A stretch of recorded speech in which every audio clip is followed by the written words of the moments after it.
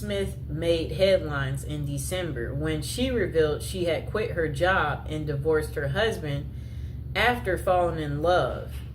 Okay.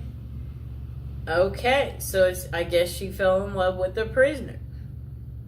Okay, so she insisted that her view was just misunderstood, I guess the prison guy.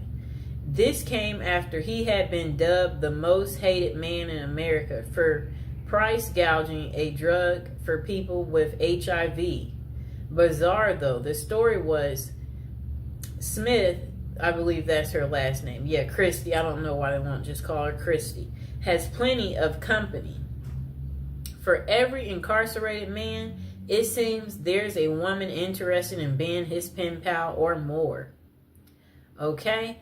Christy Smith, a former journalist who helped break the story of a white-collar criminal, Martin Shkreli, Wright became romantically involved with him while he served a federal prison sentence for fraud. Okay, I'm about to show her. She looks fairly normal, too.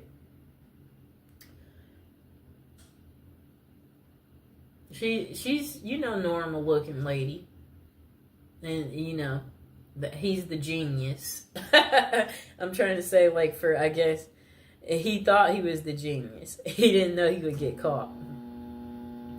It's a trend explored in the book Love Lockdown, Dating, XXX, and Marriage in America's Prisons. Okay.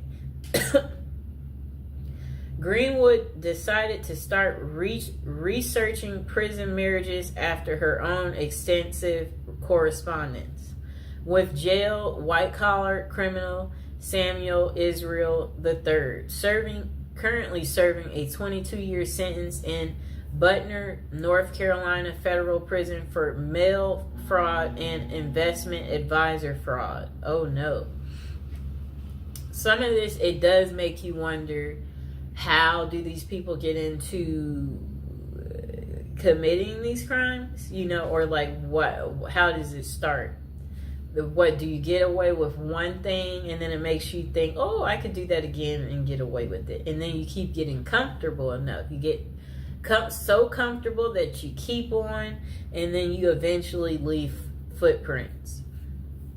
Okay, so this guy, I guess his name is Israel, it said he had faked his death by staging a suicidal plunge off the Bear Mountain Bridge in upstate New York in June 2008. He turned himself in to the feds 3 weeks later, and Greenwood reached out to him whilst researching her first book, Playing Dead, about people who fake their own deaths or disappearances. They have stayed in touch for 7 years, corresponding frequently, although they have never met. Quite interesting, right, people? I think we know people like this, where you're online friends, and for whatever reason, y'all stay in touch. I don't know what that's about, why people want to do that. Because it's I don't want to do it, so I don't know why people want to do it. Okay. Throughout the half dozen years I've known Sam, he has gone from my subject to my stalker to my friend, she writes, nodding that the correspondence helped her understand the laser-like attention an inmate with little to do can lavish on a lady. For her latest book, Greenwood followed the lives of 5 couples who met while one of them was incarcerated. Okay. I don't know what that means. I'm just trying to say, whatever they wrote was very confusing what came next. So, to prison wives who have long histories with their men, MWI. Okay? Women are seen as pathetic losers, or worse yet, prison groupies. Let's just label them a prison groupie. But what she found were relationships that were at times romantic, messy, complicated, and sometimes heartbreaking. In other words, not too unlike those in the real world. One couple includes Joe, an ex-Army medic who had worked as a prison guard at a Kansas City jail, and Benny Reed, who was serving a 10-year sentence in the maximum security Oregon State Penitentiary for the attempted murder of his then girlfriend.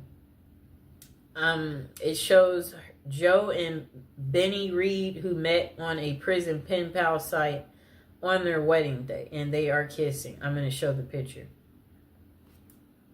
That's her prison boo. You see that? How romantic. The pair met on a prison pen pal site. Joe knew the stigma of associating with a felon, but it didn't deter her. In recovery herself from an addiction to pain pills, Joe credited Benny with making me the best possible version of myself. I think these women tend to be very nurturing. They have a sense of wanting to be cared for, wanting to be caring for someone else, and men in prison, for obvious reasons, are quite needy. The pair even got married at the prison. He saved up from his $1.81 an hour prison call center job to buy her a ring off Etsy. How sweet. But the relationship ended abruptly when Benny found other companions online. Are you kidding me? He still left her while in prison. That's crazy. It says, yeah, that's crazy. Oh my gosh. Wow.